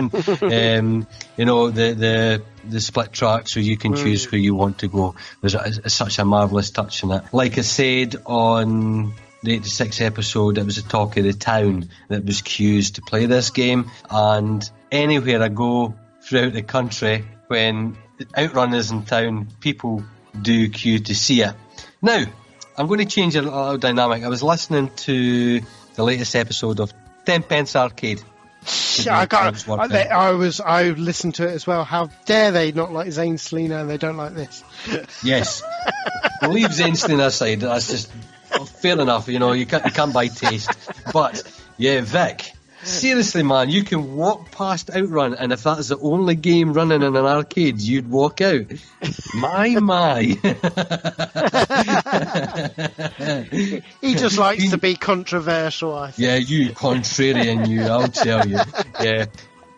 I'm with you, mate. The Outrun is just the icon of the iconics. It is... it's the Andy Warhol of the gaming world here. I just, we're not even speaking about the game because the listeners know what we're on about. So I'm just, random ramblings here about it. What? Here's a memory. I got kicked out and had a little bit of a number of months banned from my arcade in Outrun, would you believe? Right, there was urban myths about giving an arcade machine a static shock, and you'd scuff your feet in the carpet and put your finger at the coin slot, and it would arc down. Even though the machine was earthed, there was enough components in the vicinity that you can rack up credits. Well, I don't know if you heard this. I was actually looking on YouTube the other day about it, and some people claimed that it's not a myth, it's true, that if you disassembled a piezo lighter and sparked it, well, this was urban myth down our way, and I gave it a try in the Outrun cab to see if I can, because I was sick of putting all my money, because I was skinning all my pocket money in this machine. I bet, yeah. Not only did I give myself a flipping shock, right, from, disassembling the lighter half-arsed, right, and ramming the gubbins in the shop. The owner, what it said, was a right crabby bastard, right? Caught me doing it, and I got he picked me up with the collar, hauled me off the machine, kicked me up the backside, says, "You're banned," and threw me out the doors, and that was because of the Outrun. So anyway, there's a different story. But it was only because it was addictive. Yeah, no, absolutely. I can go back to Outrun time and time again. Mm-hmm. It's in fact, as I say, when I go to the arcade club, that's usually where you'll see me, is on the deluxe cabinet.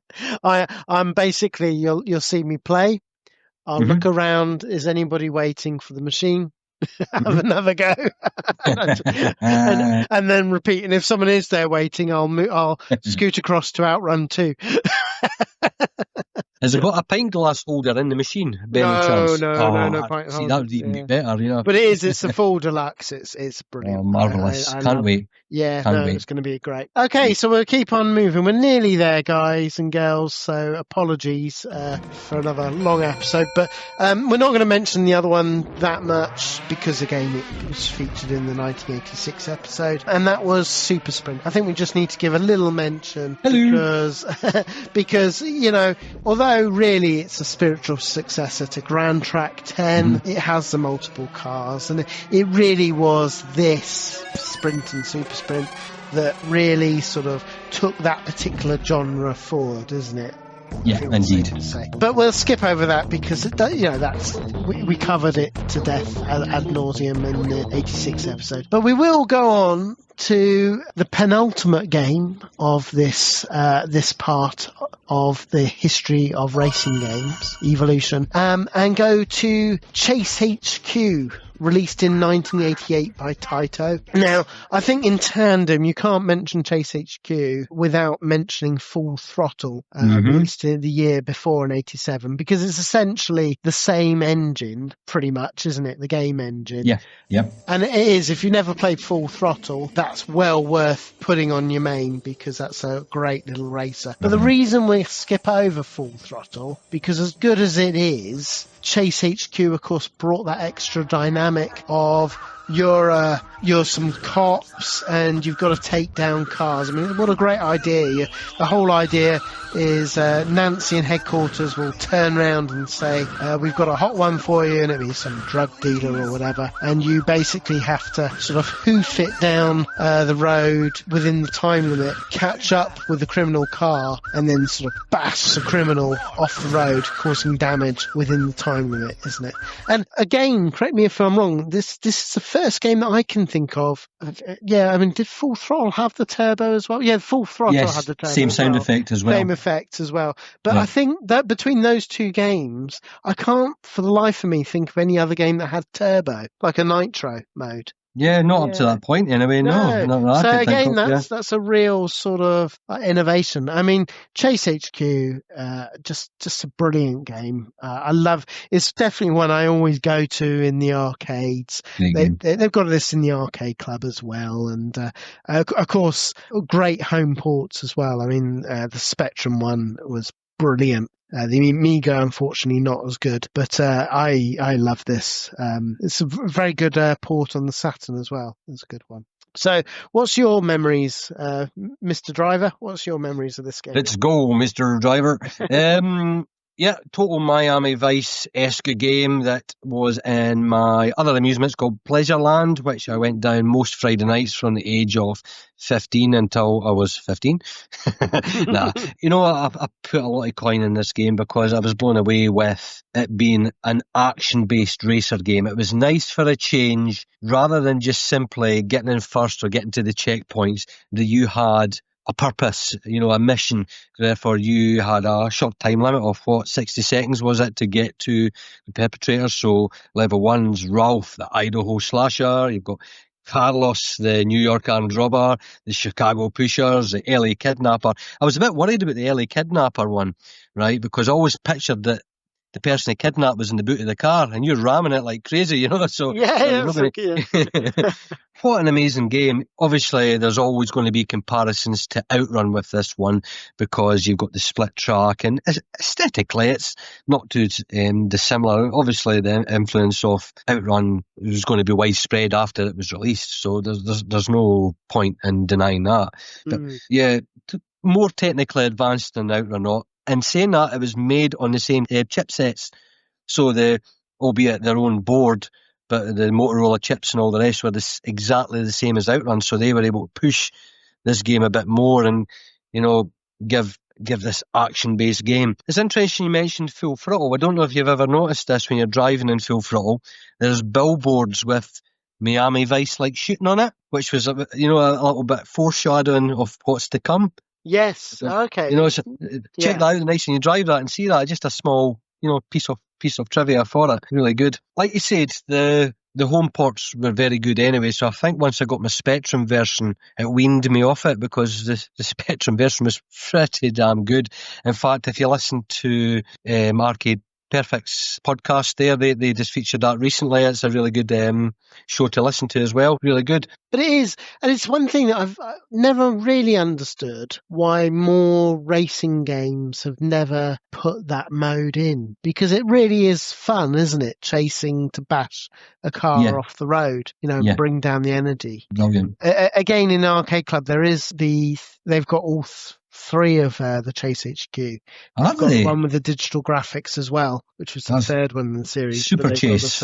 Super Chase, yeah. So that's rare. Yeah, that's really rare, and that's just as fun. And you're like, why did these never get home ports? Because, you know, the third one, because, you know, that would have been so popular on the PlayStation era and the Saturn era. In saying that though, I know it's like diverging again, but on the PS1, have you played Taito's Ray Tracers? No, I haven't. Is that essentially the same thing?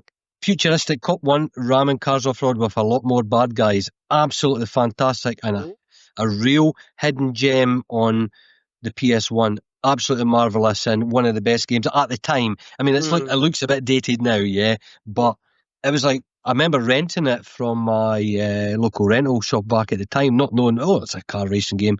I'll take it home. It's by Taito. I'll give it a try. My goodness, my jaw just hit the ground because of the realisation this is Chase HQ for the modern era at that point. So seriously, check out Ray Tracers. Yeah, I'm gonna give that one a go. Yeah, because of course Sega did AB cop, didn't they? But this looks really good. Oh man, I've got to get this now. There you go. It How looks conversations great. go. Yeah, it's really good. Oh wow, that's another one. You see, this is the only thing. I like talking to you, Kingy, but you cost me money every time I talk to you. Gotta speak to someone older than you that remember things. You're telling me all these games. Oh wow, this looks awesome. I'm gonna have to give that a go. Oh yeah, awesome game. But yeah, no, I mean, it's crazy, isn't it? I mean, they really ought to put that mode in modern racers. I think it would, if like a Need for Speed. I suppose Need for Speed kind of did it with Hot Pursuit, didn't they? Hot Pursuit's a great game. I love Hot that. Pursuit. No, I'm not dissing the Hot Pursuit. Yeah. I mean, if they, I suppose they kind of did it, but not to that degree. Not to that degree, yeah.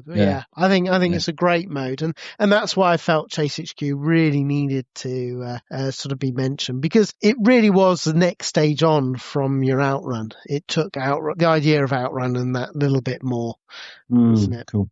Now, see the cab in Arcade Club. Sorry, before we move on. Yeah. Has that got the flashing lights on the top of the cab? Because one of my local arcade had. So when you're in pursuit, actual real police lights on the top are flashing away. I don't remember, because usually I'm so intent. I'm not like pressed against the screen. Yeah. I don't really remember. I don't remember the lights going. Certainly with sirens, but I'm pretty, because it is only a stand-up. It's not the deluxe on the Chase HQ. Right. Yeah. But it's I do love. I just wish I was better at these games. When I go on the actual arcade, I think I'm so used to playing on home joysticks and things. Yeah. But awesome.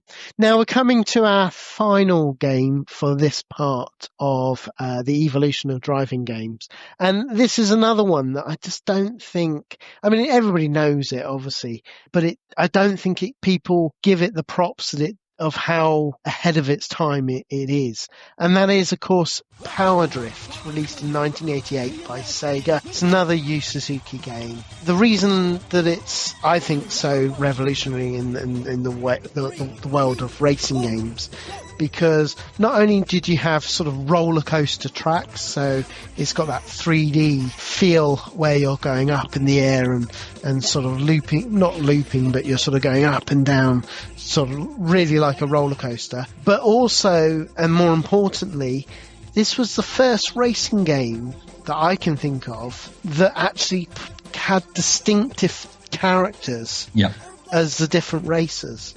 This really was your first Mario Kart. This was the idea that, you could play, Person X, and you would look completely different, and so when you were racing, you weren't just like, I'm overtaking random bland player rival B.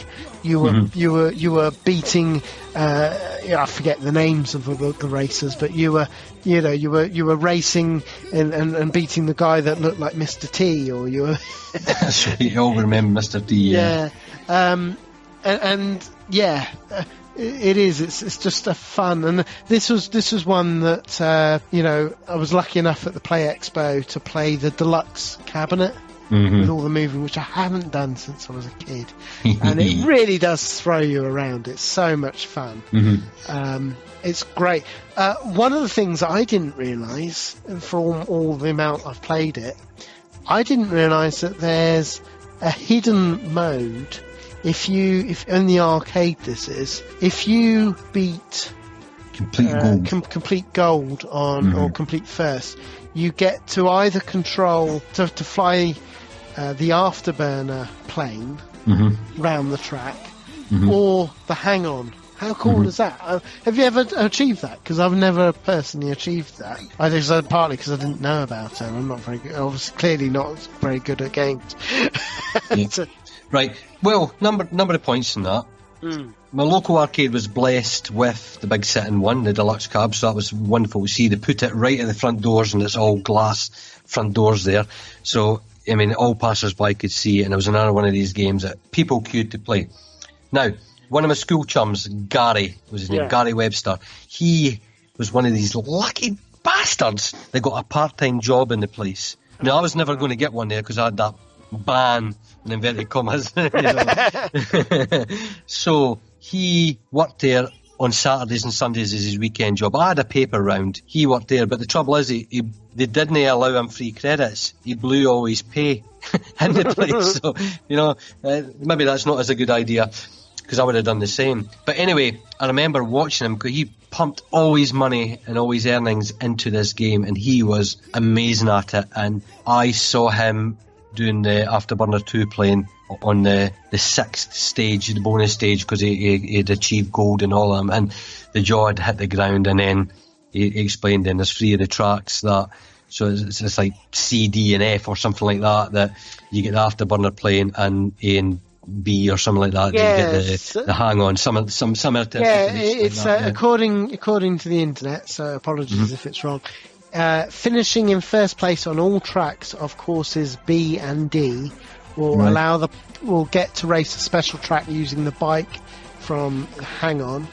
Finish first on all 5 tracks of any given group A to E, and the player will get to race a special track using the jet from Afterburner. Amazing. So cool. So what I've done then, just to reacquaint myself with that, playing it in MAME, you have the lovely ability to press tab, go into the dip switch settings and all the rest, and there's cheats. And there's an option, always finish first. Well, I'm doing that because I want to see that after all these years. And it is marvellous doing it, mate. It's like, oh yes, it's flying that plane over the track or the motorbike. It's far. I mean, don't get me wrong, these dragster type, dune buggy type things, whatever you want to call them, that you race on are great in their own right. But to drive or fly these real iconic vehicles on the same tracks that's a real reward than just a congratulations game over screen. It's like, well done, player. Here's a little treat for you, and it's amazing to see. Great hidden thing, isn't it? Great idea. I loved that with Yu Suzuki, that they always have those little references, like you'd have an Afterburner, wasn't it? You'd just a little. You'd as you're taking off, you'll see the outrun car or the super, the hang on bike. It's nice that you would put these little nods. No, I love Power Drift. I think I think deserves, it's great. Yeah. I love the music as well. I mean, like the wind.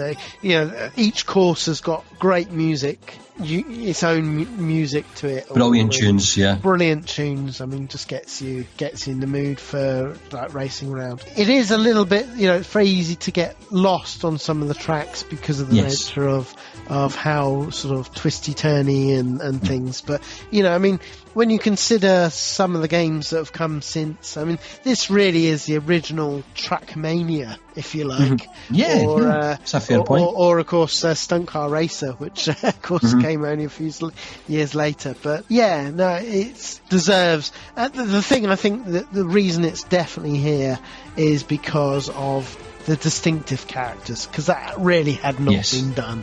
And this is the first kart racer. And I think it took Sega's scale of technology to the max. They had to then, after that, move on towards polygons and such like. But at that point, it's like, wow, you couldn't believe that a few years earlier you played Outrun and you moved on to this, and it's bigger and bolder than Outrun itself. Cartoony, there's a whole sort of wacky races feel to it as well. It's tongue-in-cheek, it's enjoyable. As you said, the tunes just keep on coming. I mean, every one of these brilliant games from Sega at that point had real memorable, hummable tunes that are part and parcel of the game as well. But just really tremendous overall games to be playing. No, I totally agree. Well, that brings us to the end of this episode. I think that's really good, isn't it? I think we've covered... It's a nice stopping off point, because really, when we go to part 2 as a separate episode down the line, that's when the world... Yes, you had your 2D races, because of course you'll have 2D races, but really that's where the racing world starts going 3D. So I think that's a good sort of cut-off point. And it takes us pretty much to the end of the 80s. So any final thoughts? Is there any other special mentions of games you think, why didn't you mention this, Paul, or what have you? Kingy? For my final thought, rather than other games, I mean, there's going to be tons of games that people will be screaming at us, you didn't mention this or that. But if anyone wants to reconnect with these games, and the real trouble is because of the analog devices in the arcade, they can be found to be very difficult to play in MAME. They really are, aren't they? Because you try with a joypad, especially the analog joypads, you know what it's like on one of these things. You can't be subtle with it, can you? Because these devices want it to zero back to the centre, so it doesn't quite work. Two things I've done. One, as I said, I bought as I mentioned earlier on, a PlayStation 2 steering wheel, which I got for £1.50 at my local independent retro gaming shop. And, it's cheap as chips, that. And I've got a PS2 converter USB thing, so you plug it in and it takes a bit of time to calibrate it, and that really does dynamically change how the game plays. I need to work on it because right is less sensitive than left, so I need to go and have a look at it. But another way to do it, and I actually quite enjoy doing this, and a lot of people don't consider it, is if you go into the MAME options and look at the switch on mouse enabled, and then the controller sensitivity, you've got saturation and dead zone. Change them a bit and muck about them to your own preferences, and you can actually drive these games really well with a mouse, with your wrist rested on the mouse mat. It's really good. I know people are like going, "Ooh, that's strange," but seriously, I've played more of the games with the mouse than the steering wheel, mate. Yeah, no, I've never tried that. I mean, I of course used to do that on the Amiga. It was quite common, like with Super Hang-On and stuff. You used to exactly, yeah. So yeah, no, strange to it. I mean, I tend to either change the settings on MAME so it'll work with my like 360 controller. You can usually get it where it's pretty playable, or I go the full hog and bring down my Thrustmaster. Is it good? Yeah, really good. The Ferrari again. I think it was geared for the 360, but of course it's USB, so it just works with PC as well. I need to get a better one, I think. What does that retail at these days, second hand? Do you know? I did look because my friend's daughter, she sort of came and she asked, "Well, could I set it up?" And she loved it so much. I was looking. I think price wise, it was like £20 or something. Oh, I'd pay that. I'd pay that second. Yeah. Yeah, really good. The Ferrari. I can't read because it's dark here now. Ferrari 458 Italia Thrustmaster is the exact one I've got. I'm writing that down. Ferrari 458? 458 Italia. That's the one. I mean, it's not fancy in terms of it doesn't have the force feedback or anything like that, you know. Okay. But it's but in terms of, you know, usability, and it's a good sturdy steering wheel. Great for Outrun 2. I've got the Outrun 2 port on my PC, and that's a great. Yeah. Oh, that's. We'll get to that part 2. Oh, yeah. But yeah, no, I set her up. I set it up for that. She's only a little dot. She's like I think she's 5 now, just turned 5, and she was going full pelt. She nearly completed Outrun 2 at 5. I'm kidding you not. And it wasn't like, to begin with, I was helping with the pedals and things. And no, she was sat there. She was on tiptoes so she could reach the pedals, and yeah, she would just play it non-stop. And yeah, she nearly finished Outrun 2. Wow. Yeah, very impressive. Good for her. Yeah, and I was like, finally a gamer. Because I was saying, I was joking with my daughter, saying, "You see, that's how you could have been." Yeah, my daughter's never really into gaming, unfortunately. But anyway, I think it's been a good episode. And you're right, people will be screaming, "Why didn't you mention X? Why didn't you mention Y?" And you're probably right, but we did put, as Kingy will attest to, we went through a lot of effort of thinking all these games and really trying to only choose those games that really brought the genre forward. That's why Buggy Boy isn't in there. As much as I love Buggy Boy, TX1 really deserves the slot rather than Buggy Boy. Yes. I did waver a little bit, trying to go down the score angle, but no, I mean, it's incredibly tough because as I say, I have a list of every racer that I could sort of find on the net, and you are sifting through like over 5,000 games, No. trying to whittle down to what was really moved the genre forward. Yeah. Anyway, guys and girls, I hope you enjoyed. Apologies, it's another long one, but I think we've had a really good episode here, and I think rather than end on Outrun, which we would always normally do, shall we end on a Power Drift tune? I would agree with you. Yeah. Yeah, definitely Power Drift. Okay, so I will put on one of the Power Drift tunes. Enjoy until next time, and look out for all our other shows, and in particular, look out for part 2 of this, where we'll be going into the 3D in the 90s of racing games. Enjoy.